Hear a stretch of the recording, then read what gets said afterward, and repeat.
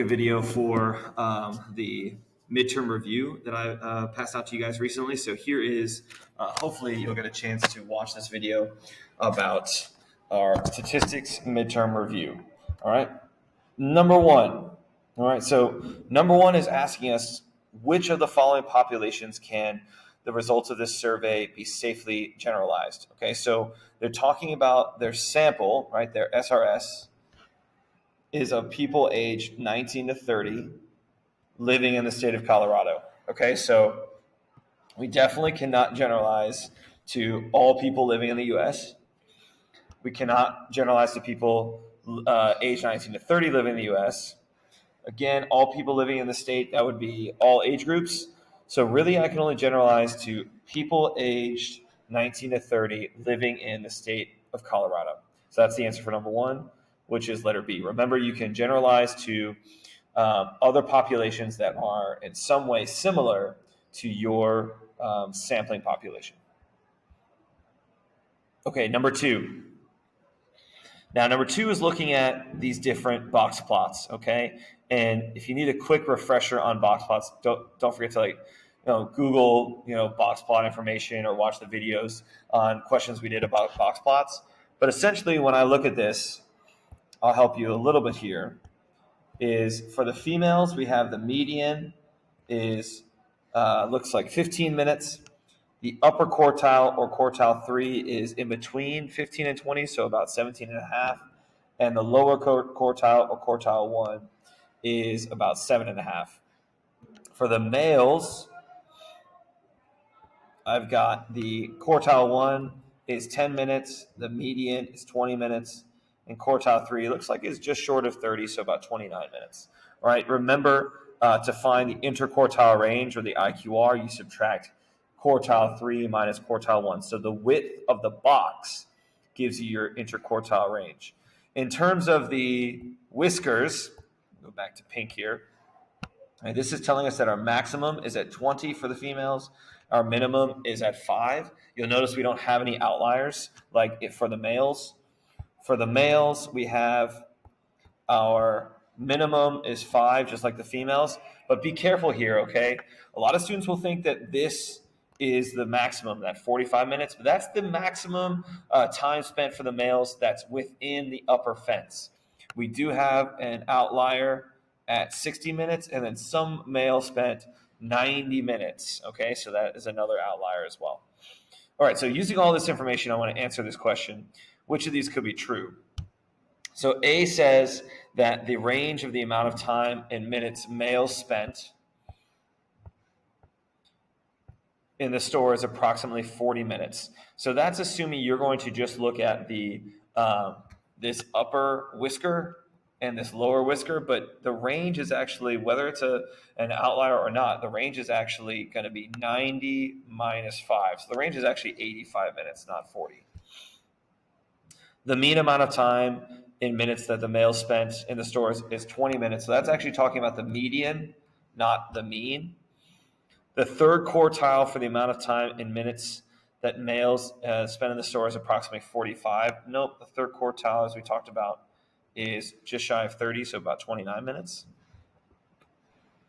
And the IQR for the females is 15 minutes. Well, the IQR is this upper quartile, so we said that was about 17 and a half, minus the lower quartile, about 7.5. So I'd say it's roughly 10, not 15 minutes. That leaves with E, saying that approximately half of the males in the sample spend at least as much time in the store as any of the females. So they're essentially referencing the fact that this upper half, right, starting here, going all the way to the right, this upper half for the males is farther to the right than the entire box and whisker plot for the females. All right, so 2 is E. Let's go to number 3. All right, so number 3 is asking what type of sample this is. And the key thing that I noticed when I read this was it says that the person is opening 6 boxes and examining all 25 controllers in each of these boxes. All right, so if I go to just a few of the mini populations and look at everything in that mini population, that is a type of sample called cluster sampling, Remember, stratified sampling would be a little bit from each box, so a few controllers from each of the 200 boxes. Okay, so key thing here is to understand the difference between stratified and cluster sampling. Okay, number four.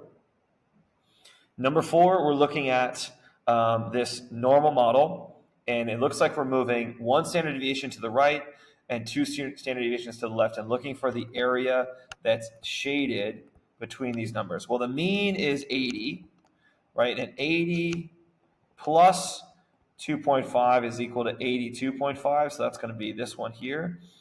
And 80 minus doubling 2.5, which is 5, is going to give me 75 for this number here. So essentially, I'm looking for the probability that the running time of a randomly selected car before it requires recharging would be between 75 minutes and 82.5 minutes, which actually ends up being letter A. Okay, number 5. We're looking for a correlation coefficient of R is equal to -1. And even though that probably will never happen in the real world, right? Because a -1 means it should be a line, right? I was going to say straight, but you know that in math, if we say a line, it is straight. This should be a negative slope with a line, and that looks like it's A. This would be like +1. This would be roughly 0 there. This one would probably have something, but it's not linear. And this, again, a cloud would be about 0. All right, so 5 is A. Let's go to 6. Which of the following would eliminate selection bias? Because they're worried that if they only send this to those who have received the magazine for 5 years or more, that they're going to be more likely to be pleased, since, in fact, they've been paying for this subscription for 5 or more years. All right, so the way that we would eliminate that would be to just send it to everyone, right? This one says increase the number. That's not going to do anything. You just have more, more likelihood that you're going to increase your bias. For 1 year or less, that's kind of going the other way. You're going to have selection bias, but people probably would probably more likely to say they're not pleased because they just started. And then let's see. This is just saying 500 from those who received a free 6-month subscription. If they received a free 6-month subscription, I mean, who knows if they're even actually going to continue with it. And this is trying to kind of do the best of both worlds, but that's actually false. The only one that makes sense to eliminate that is just to randomly select from all of the subscribers. So you get some that are new to it, some that have been doing it for many, many years. That would be your best chance. And again, just with mailing this, it's going to be tough to get people to mail stuff back because as we've talked about, right, you're going to get people that are going to send something back, people that really like it or really don't like it. Most people, at least for me, when I get something like that, I'm like, okay, I'm good. All right, number 7. Number 7 says, which of the following is not true? Now, this is a concept that we talked about earlier on in the semester where we talked about if you take your raw data and you multiply it by a number and then add a number, which is what's happening here. We're multiplying it by 3.5 and adding 6.2, right? Your measures of center will be affected by both. All right, so any measure of center will need to be multiplied by 3.5 and also add 6.2. But measures of spread will only be affected by the multiplying. All right, so that's the 3.5. So when I see the mean, that's a measure of center. So that's true. It needs to be affected by both. Same with the median. But look at the range. The range is a measure of spread. So a measure of spread should only be affected by multiplying by 3.5. So not this plus 6.2. So letter C is not true. Standard deviation is a measure of spread, so just multiplied. IQR, also a measure of spread, just multiplied by that 3.5.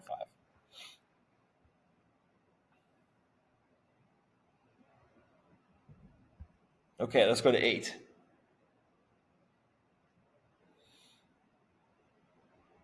All right, this is asking us to find the median. And I showed you this trick earlier on when we did our first unit. But you take the total number, so total number, which is 25, divide that by 2, and you get 12 and a half, all right?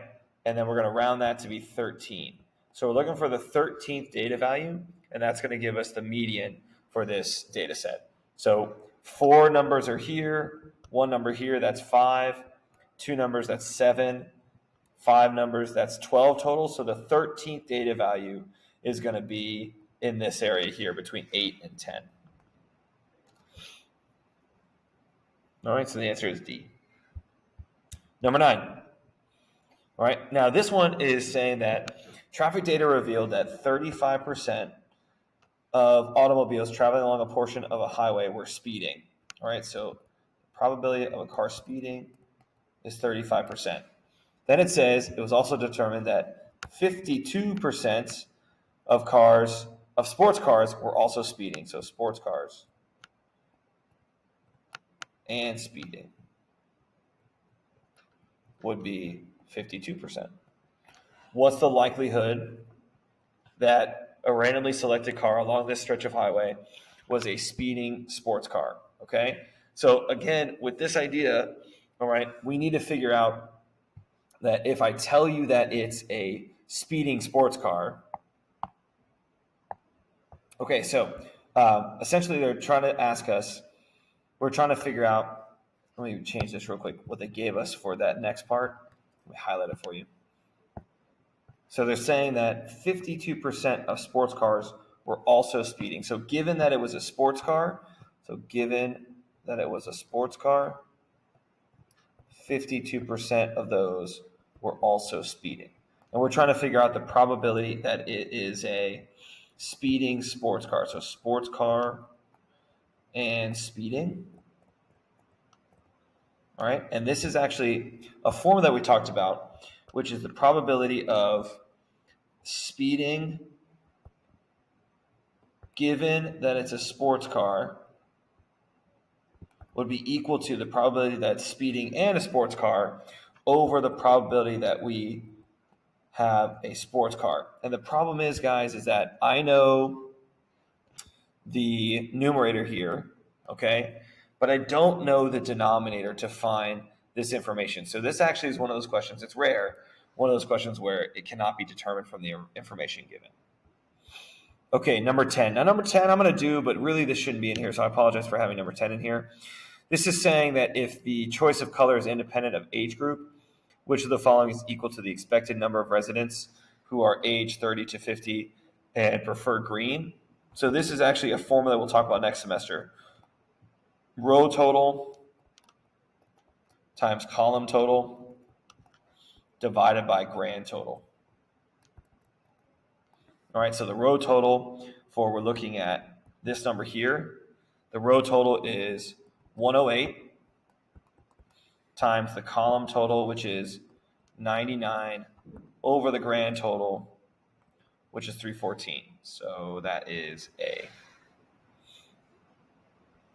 Number 11. We actually did this problem in one of our earlier reviews, looking at husbands and wives rating their overall quality of living in their town. And we already talked about how the wives in general did not like living in their town as much as the husbands. Essentially, my marriage in a nutshell with my wife, she probably would prefer to live somewhere else.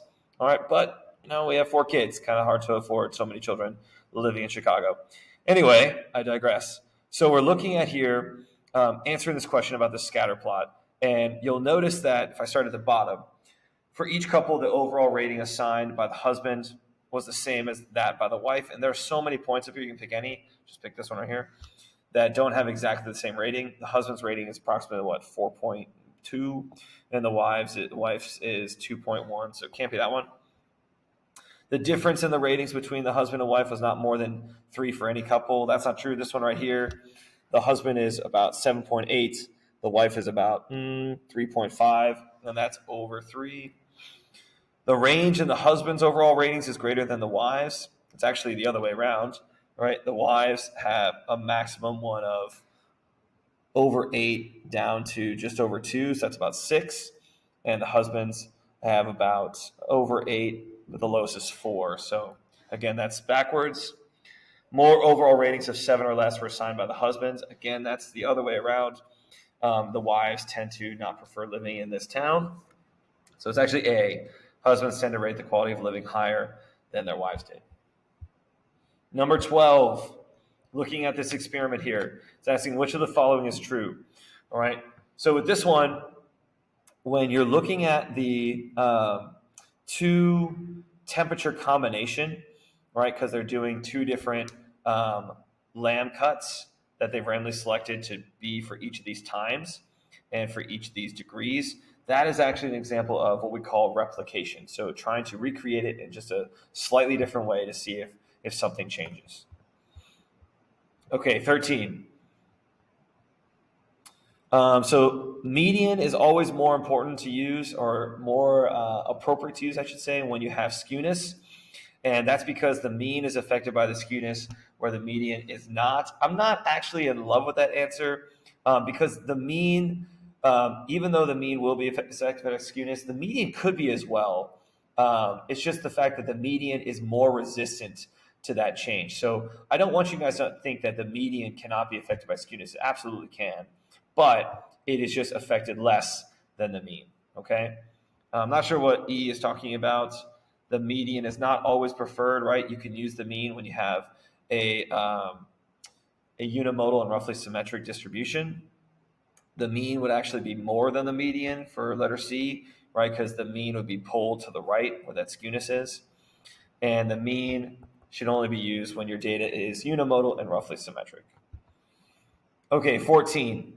Which of the following is confounding here? And when you read this question about these two classes and people exercising with spinning, so cycling or aerobics, essentially what they're getting at is how could there be a potential problem here? And the main thing is that you're letting the participants choose which class to take. So I don't know if that's going to have an issue or be an issue in terms of looking at body fat percentage as a response variable, but it could be, right, if whether someone does more spinning or more aerobics classes, if that's going to have any impact on their ability to lose or change their body fat percentage. So you definitely want to randomly assign the participants to the classes.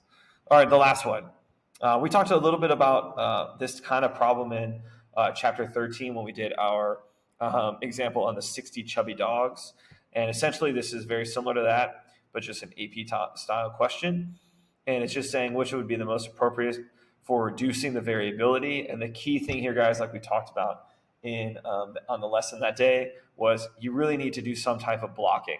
All right, we talked about blocking on different ways, but I thought the most appropriate way was to block by the dog breed, since that's going to heavily dictate usually the size of the dog. Okay, they're trying to confuse you with the stratifying. Remember, we talked about this before. Stratifying is for sampling, and blocking is for experiments. All right, so that's why it's A and not C. All right, so that's it for the multiple choice. Hopefully you had a chance to watch this, and good luck on the midterm.